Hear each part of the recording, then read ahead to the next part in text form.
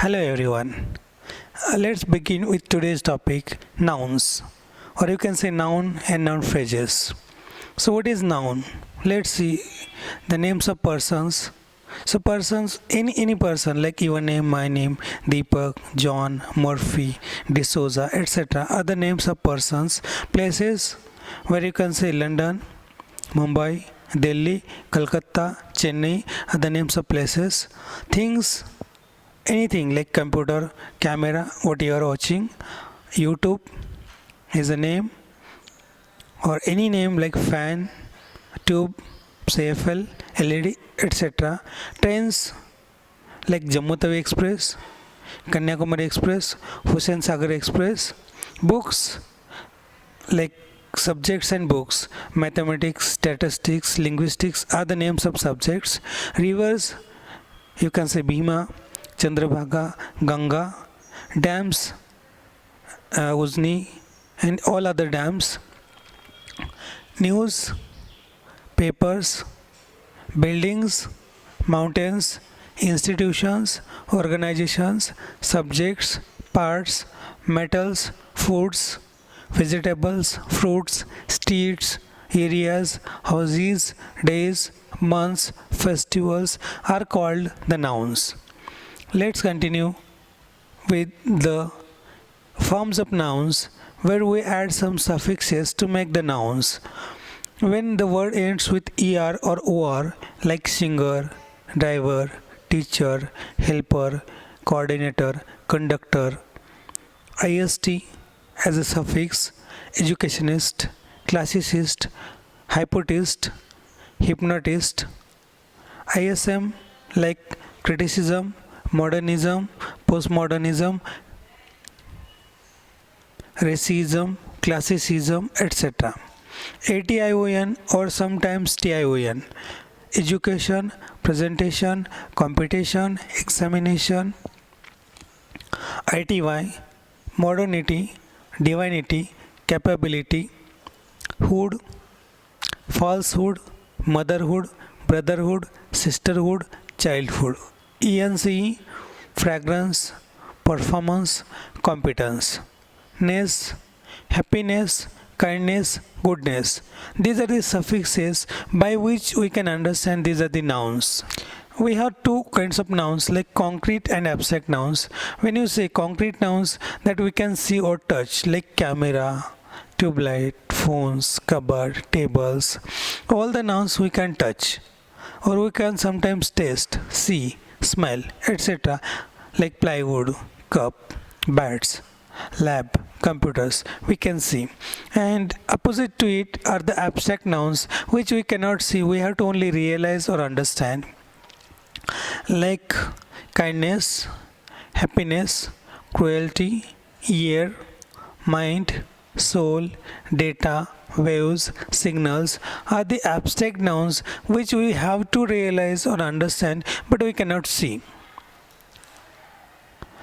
And then we have proper nouns versus common nouns. What are the proper nouns? Proper nouns are the names of cities, persons, countries, dams, rivers, because they don't have the plurals and they don't take the articles like a and n can take the article. So names are London, Delhi, Boston, John, Margaret, George, Taj Mahal, Kanyakumari Express, Ganga River, etc. are the proper names. They cannot have the plural forms. They might take only the article, but a and an is not taken because a and an are indefinite articles. Versus we have common nouns. Common nouns, they don't have specific nouns like pens. There are lots of pens like same pen. So we can say only pen, but your pen or my pen doesn't have a particular name. Pens, pencils, eraser, sharpener, bag, notebooks, books, school bags, etc. are the common nouns. They can have the plural forms and they take the articles like a, an or the. Now common nouns can be divided into count nouns and uncountable nouns. Countable nouns, we can count them as 1, 2, 3, 4, etc. Let's see that we can say one chair, 2 tables, 3 classes, 10 students, 100 rupees. So we can count. But some nouns we cannot count. They don't have the countable forms. They are uncountable because they are either liquids or micronutrients. So uncountable nouns can be sugar, milk, oil, electricity, which we cannot count, but we can measure them. How do we measure? Like a kilo sugar, a liter of water, a liter of milk, a pouch of oil, or you can say 3 HP motor. We can make countable, uncountable nouns countable by measuring them in certain forms. So let's see how we can use the articles a or an before the count nouns. A can be used before the nouns beginning with the consonants of your mother tongue. See, the distinction of consonants and vowels is a universal one which cannot change language to language. So vowels in one language has to be vowels in all the languages of the world, or consonant in one language has to be consonants in all the languages of the world. So vowel consonant distinction is a universal which are not varied or not different to language to language. So any noun begins with the consonant in your mother tongue will take o, and any noun begins with the vowel will take an. For example, an apple. We cannot say a apple because it's quite difficult to pronounce the word a apple, but we can say an apple. We can say a pen, but an pen is not possible. So we have to understand whether the noun begins with the consonant or noun begins with the vowels. We have collective nouns. Collective nouns like committee, family, government, bunch, herd, group, team, staff are the collective nouns. Then we have partitive nouns. Partitive, we divide them into parts, like a slice of bread. Bread has lots of slices, so one of the slices is a slice of bread. We have parted into several areas or several sectors. Like we can say a bar of chocolates, or a piece of paper, a piece of meat, or a piece of furniture are the partitive nouns we have in English. Nouns, there are some nouns which are always singular nouns, like news, linguistics, statistics, mathematics, phonetics, Athens are the nouns, though they end with s, still they are singular nouns. And plural nouns, sunglasses, pants, scissors, trousers, police, cattle, people, fund are the nouns. They are always plural nouns. How to make plurals? We add s or s to the nouns, like boat, boats, house, houses, cat, cats, river, rivers, by adding only es, or pen, pens. But sometimes we add es, the nouns ending with s, x, z, ch, sh makes the plural by adding es, like bus, buses, wish, wishes, pitch, pitches, box, boxes, penny, pennies, spy, spies, baby, babies, city, cities, daisy, daisies.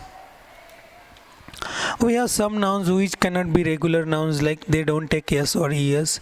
They might take some other forms, or they vary when they are plural, like woman, women, man, men, child, children, foot, feet, person, people, leaf, leaves, mouse, mice, goose, geese, hap, howls, knife, knives, wife, wives, life, lives, potato, potatoes, tomato, tomato, fungus, fungi.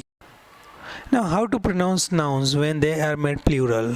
For example, we say cat, cats, but we don't say bag, bags, we say bags, because the nouns ending in voiceless sounds might take s the pronunciation, but nouns ending with voiced sounds may take z as a pronunciation, or sounds ending in s, z, sh, j might take es like is. So we can say houses. We can say cats. We can say bags. We can say jobs. Noun phrases. So noun phrase is a different than the word noun, because noun is a single word, whereas phrase is a group of words. But why do we call it noun phrase? Because noun phrase has a head word as a noun. There is no verb, and if it is a preposition as a head, we can call it prepositional phrase. So all the phrases in the world have the same structure, like modifiers, head, and modifiers. We have two modifiers like pre and post modifiers. So the modifiers come before the head are the pre modifiers. Modifiers come after the head are post modifiers. Like when I say a book, whereas book is a head, a is a pre-modifier. When I say the book, the is a pre-modifier, book is a head. When I say the good book, book is a head, but good as an adjective and the as a determiner, both are the pre-modifiers. When I say two good books in the cupboard, you will say books as a head, but when you say two as an enumerator, it talks about the numbers like 1, 2, 3, 4, 5, and good is adjective like good, better, best. So two good books in the cupboard is a prepositional phrase, which is a preposition which begins with the preposition. Normally prepositional phrase has a structure like P plus NP. So prepositional phrase includes noun phrase, but it begins with the preposition. So in the cupboard is a prepositional phrase. And let's see the next phrase, a book in the shelf which I like. Where you see a book, book is a head word, a is a pre-head. Oh, what you can say, pre-head is a pre-modifier, and in the shelf is a post-modifier, is a prepositional phrase. Which I like is a clause, and which is a relative clause. Relative clause works as a post modifier in this phrase. So you can have clause within a phrase. So a book in the shelf which I like is a noun phrase, has a clause which I like. So there can be clause within a phrase. The boy who is my friend, in this another phrase, who is my friend is a clause which works as a post modifier for a boy, and who is a relative pronoun connecting the clauses, connecting the phrase and clause. When I say he, simple pronoun, so he is a head of the phrase. We have garden party. When we see both the nouns are there, party is a noun, garden is a noun, whereas party is a head word. So garden is a noun which is a pre-modifier. When I say John's book, John's is a phrase, it's genitive phrase. Book is a head word, it's a noun. So we have pre-modifiers and post-modifiers and heads. So what are the pre-modifiers? A noun is a pre-modifier. Determiners, which are articles like a and the, are the pre-modifiers. We have enumerators like 1, 2, 3, 4, 5, or first, second, third, fourth, etc. are the pre-modifiers. We have adjectives like good, red, old, etc. as a pre-modifiers. We have genitive phrases like John's book. John's is a genitive phrase which can be pre-modified. We have adverbs as a pre-modifier. When I say the very good girl, so the is a pre-modifier. Very is an adverb which is again pre-modifier. Good is a pre-modifier, is adjective, and girl is a head word. So what are the head words in the prepositional in the noun phrase? A noun is a head word, a pronoun is a head word, adjective is a head word sometimes, genitive phrase is a head word sometimes. What are the post modifiers? We can have two more post modifiers, prepositional phrase and relative clause, which we have seen in the earlier examples. So thank you very much. Thanks for the watching. See you in the next lecture.